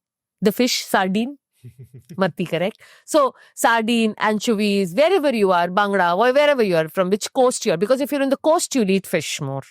If you're like in Hyderabad, you will end up eating a little more poultry and red meat. So to that top, you add a little bit of meat and eggs. This is not complicated at all. If you're vegan, I'm very sorry, remove everything from the top and you will have to rely a lot on soy-based protein now. Okay? Tofu. Yeah. Tofu is soy-based. Tofu, tempeh. Many countries, if you're able to handle gluten protein, they eat that too. Have you heard of seitan? No. Explain to me, please. So, okay, seitan is very popular. It is also a whole protein, but its bioavailability is slightly lower than soy-based protein. It has about 70, if tofu and tempeh have about 85-90% bioavailability as per the PDCAS or the DIAS score, which is used to check bioavailability. Seitan is nothing but gluten protein, which is found in wheat. So, I'll send you a YouTube after this. You can take a look. Now, it's very controversial because if you are with the whole noise on gluten sensitivity, if you have trouble with wheat, this may not work for you. But this works for a lot of people. So they take wheat, they make it into a dough, and they keep washing that meat. They take wheat, make it into a dough, and they keep washing the dough. When you keep washing and kneading and washing and kneading, you wash away all the carbohydrates and the starch. What is left with you is a very stringy piece of dough, which is not dough actually, but that is gluten, which gluten is nothing but a protein. Okay, that is left. Now that becomes, so if you have this much dough, it will come to this much. That has a very stringy meat-like texture, and it is pure plant protein. That is then, flavored, cut, etc., and almost used like how you use soya chunk or tofu and tempeh as protein. So you can make seitan. You also get seitan in a flour form, which you can make. It's very new to India. This is another form of protein that some vegans eat. Then finally, one more protein is basically again soy-based but natto. Very difficult to eat. It has that funky, pungent smell because it's soybeans that is fermented, and it will have like a very, that again has a very stringy taste to it, and it is poured on top of soup, etc. So if you're vegan, you have to rely on this. And then, of course, you will have to rely on legumes and lentils. And if you are vegan, watch your refined carb. And this is Indians, I'm telling you. You cannot afford to be a vegan eating a high refined carb diet. You will increase carbohydrate content and therefore caloric content of your food. That will lead to other metabolic other problems. So simple. Now, you cannot eat all of this. You have issues. Please consider supplementing with a choice of processed protein from a good company. If you're open to dairy, whey protein, and now there's so much research happening. We have the Citizens Project, which has come out, which has listed some of the great whey protein. So you can look up that on YouTube, you'll find it. You have some plant protein. There's some good brands. So for whatever reason, if you're in a tight caloric budget, or let's say you are a vegetarian who doesn't like soy, and your options are limited, but let's say you want to hit 100 grams of protein or 110 grams of protein. Let's say you're very tall, you're training, supplement. I think simple. And what's this thing about plant protein powder and the whey protein powder? Do you see both can be considered equal, or so there is only one difference. Okay. Usually a whey protein powder will come in 30-gram scoop. Yeah. And in that 30-gram scoop, if you've taken whey protein, you will get anywhere from, depending upon the brand and the formulation, whether it's a concentrate or an isolate, you will get anywhere between 24 to 28 grams of protein in that scoop. And sometimes in some brands, even all 30. If it's a good raw whey isolate, you're getting 29 to 30 grams. In plant, you have to eat more of the protein to get the same amount. Yes. So for example, in a 30-gram scoop or a 35-gram scoop, in many plant protein brands, you will get only about 20-22. I see. So you'll spend a little more. Plant protein isolates now have become smart enough to include, so the three major isolates that are used are pea, brown rice, and soy. In some combination or isolation they use, right? So they are being fortified with leucine and all of that. So one is you have to eat more. Now the second consideration is what suits your stomach. This is highly subjective. Some people who eat whey, they cannot handle plant. I'm one of those. I cannot handle plant protein. That bloats me, that pea protein isolate and all. For me, whey works. Maybe because I'm used to eating animal protein quite a bit. Okay. Some people are otherwise. Whey protein doesn't suit them. And I'll tell you which category fall into this category. Which people? A lot of dermatologists and gynecologists, when girls come to them with PCOS, they'll ask you to eliminate dairy. Especially high-fat dairy and processed dairy. Whey is processed dairy. Right? It's coming from dairy. So such people can do better on plant protein isolates. Okay. Third is completely taste-based. Like you will hear feedback on some people saying whey protein is smooth, I can eat very well. Plant protein, they will say, is chalky, doesn't blend. These are all what I call aesthetic problems of protein, but ultimately they matter because you have to consume them. So I've heard this kind of feedback. So it's completely a matter of choice, budget, preference, taste, choice. Wow, that was a very in-depth comprehensive analysis. I think many people, especially if you're vegetarian and if you're a carbitarian, this conversation will really open their eyes. Yes. And thank you so much for bringing that. And we spoke a thing about paneer. Huh. Now, sometimes people overeat paneer. Yes. So should we say be careful and maybe Alternate day. or maybe going to tofu? That is why I say, and especially if you have a predisposition to LDL cholesterol, family history, or you know your LP little a is high. And one more thing, paneer causes, this is not proven, but because I have, a lot of people have this misconception that I work only with omnivore clients. Actually, 50% of my clients are vegetarian. 10 to 15 are vegan. Out of the other 50%, only 10% eat all forms of meat like I do. And most of them eat only eggs, chicken and fish. So my representation is a very good representation of what India eats largely. Okay. With paneer, it's also heavy. Yeah. So constant eating of paneer can give tummy problems and it creates fatigue very fast. Like Feel heavy and sluggish. Sluggish, I'm feeling heavy. Or people will say, one more look at paneer and I think I'll nauseate. It can happen with many foods, but paneer, because dairy is dense. So, which is why I tell people in my in my practice or clients of mine, I'll say, start working with paneer and tofu together. You'll cut down on the density of paneer, the caloric value. Tofu is lighter. Or alternate day paneer. And this is where, this is a very difficult one. I'm trying to get people to adopt tempeh. Very difficult. Very difficult. Even with tofu, I struggle. And if you're 40 plus at least okay. If you're 50 plus. And if you're not used to it, they will just say no. And I have a considerable overweight population with some condition or the other who are senior citizens, 55, 60, menopause hits, and they are dairy-based vegetarian. Then their option is very difficult. Then whey protein has to come in. Then I have to change the... And problem is, even with this, there are different problems, doctor. With low-fat paneer, it's not very palatable. Obviously, it's not palatable. If you take away fat from a dairy source, the texture will you add protein, you remove fat, it will get a little rubbery. Now it is not so creamy to eat. Now we don't like the taste. I mean, you have to pick your battles and you have to make your choices. What do you want? This is a taste or the health. Yeah. And I always say, maybe once in 10 days, eat the normal paneer, but the rest of the days alternate. Learn to eat tofu. There are so many, I send recipes because the minute I say tofu and tempeh, hum to nahi khayenge. And here, people want the world to go vegan. Like, can you imagine?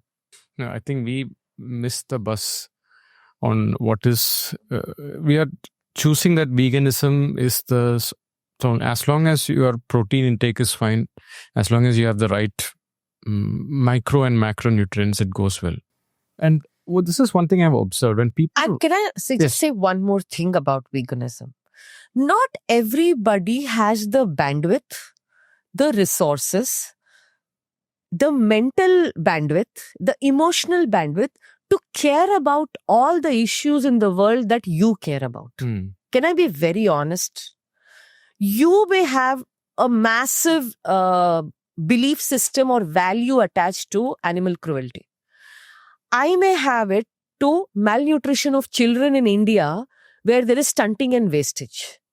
You are not caring. I'll give a simple example where there is conflict. I want eggs to be there in municipal school programs so that our marginalized brothers and sisters and children who are the human resource capital of this country grow up healthy. You are attaching that to cows and you have the same feeling towards cows.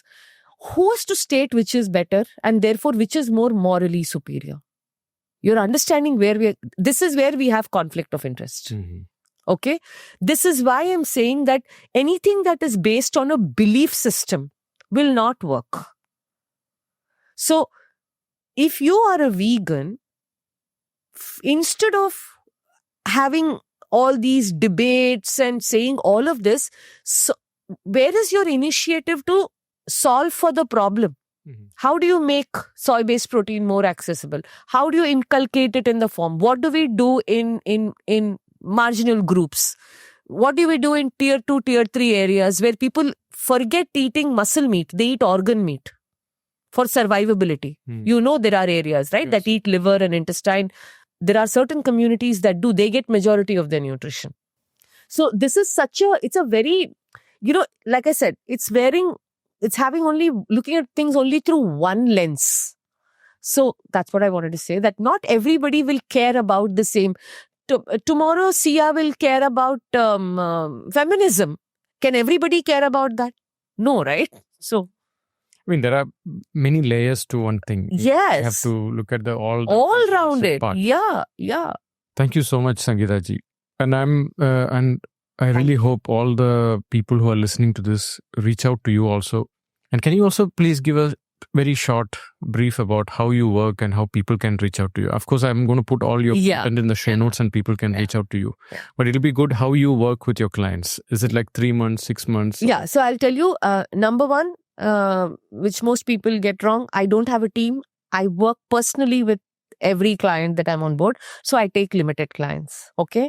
I mostly run an online program. Unfortunately, till now, I have not had the ability to have stability in one geographical location. So I don't have an offline clinic. So most of the work I do is video call, WhatsApp, phone calls, emails. So it works perfectly well. Gives flexibility of dealing with many people. I also started a simple platform called Rewrite Your Story that I think we'll put in the show notes. So that's a website. You can reach me through that website. The website also has a WhatsApp number. You can directly WhatsApp me on that number. And, I am the one who's answering you, who will tell you. Most people think that it is some bot or something like that. So the way I work with my clients is typically, the process is very simple.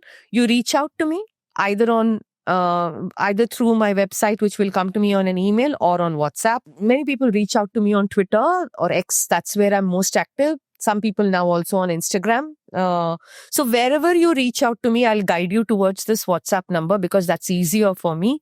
I will tell you the basic nuts and bolts of what needs to be done. So what needs to be done is very simple. Set up a consultation call with me. It takes about 30 to 45 minutes for me to understand everything on the consultation call. I will never start a nutrition program without some blood work. Minimum 6 months recency. I cannot go into it without it. Even if you're abroad, some basic things, at least with 1 year recency, I need to work with. So once you do all of that, I understand what your health objectives are, what our goals are. Depending upon your health objectives, depending upon your feasibility and what your goals are, my program durations start from 3 months and they go up to about 1.5 years. Completely depends upon the complexity of issue. If you're 150 kilos and you know how it is, right? But minimum is about 3 months. Sweet spot for most people is 6 months. 6 months can correct a lot of things. I won't say it will bring you in your best BMI and body composition, but a lot of time. But it will at least, most important thing it does is it helps you build a pattern, build a habit. You see enough changes, and in 6 months you can learn how to eat for yourself and what your lifestyle should be further. Right? Yeah. So now in the 6 months, so once you decide like which duration, then you will get a meal plan from me. That explanation happens. And then there is accountability. So I run the entire program. Feedback mechanism is very important, accountability. So I have a tracker. That tracker tracks what your weight is, what you're eating. And I go through that tracker on an alternate day basis. There's WhatsApp support on a daily basis. I hardly take leave, which is not great, but I don't. I work weekends because that's when clients are free. So 10 a.m. to 8 p.m. there's WhatsApp support. There'll be lag, but I will definitely answer. And every 15 days, I get on a call with every client to understand progress. So there is, I'll also want to tell you something. The reason this is ChatGPT will give you a diet plan. What you don't need, it's not a diet plan you need. Most people know what they should do. They need accountability. They need behavior change. They need realistic goals, and they need somebody who's constantly bringing them back, Making them accountable. making them accountable. Human beings are worst at being accountable about their food. Really, I'm telling you, me included, I totally agree with that. me included. One stress, the first thing that you will compromise on is your food. You will not bother what is going into your mouth. And stress is everywhere. So this is how I work. So you can reach me on Twitter and Instagram and all of that. This is the reason why I take, I also take minimal number of clients, because it is customized. And yeah, I also want to say I work a lot with doctors. So especially in cases of cholesterol, dyslipidemia, PCOS, and most importantly, diabetes. So in cases of diabetes where HbA1c is more than 7 or 8, frequent testing, like at least once in 4 weeks, then sending you back to your doctor, revision of medication, cases of blood pressure. So I will always ask you to work with your doctor and let me know what your doctor says, what is a new medication, because carbohydrates, etc., can change. If we drop carbohydrates and you're on blood sugar medication, hypoglycemia is possible. We don't want those events. So things like that. Fantastic. Such a great work that you do. Thanks. Sangeeta ji. So happy to have you in my podcast finally. I want to say a couple of things. When you first reached out to me, like I said, almost 10 months ago, I didn't know what does an Ayurvedic doctor want to do with me. I was flattered, at the same time I was surprised. But it took us quite long to get here. I want to thank you for, very rarely do you see somebody with a different approach. In your case, it's Ayurveda. Have such an open mind to collaborate, and with a true open mind to collaborate, with no even unknowing intent that I have to show that something is better or this is older than what you know. I've had a fabulous conversation today, and I want to leave this podcast by saying, or even leave this chat by saying, a lot of what is there in Ayurveda is something that I use in my practice. I may not have studied Ayurveda, but there is grandmother wisdom. There is little bit I've learned from people like you. There is something that I've done through trial and error. Circadian rhythm is one of the things Ayurveda has given us. It's coming into practice now. Yoga Nidra, which is now being promoted as NSDR in evidence-based medicine, we always had. High fiber foods and this whole relaxing, which is what the I think some of the massage therapies do. So for stress management, is something that we've learned from Ayurveda, right? Sleeping on time and all of that. So there is a lot that, there is no reason why systems can't coexist and can't be complementary. We don't have to compete. So thank you for this opportunity. It's a pleasure. It's a mutual feeling. Thank you so much. Thank you.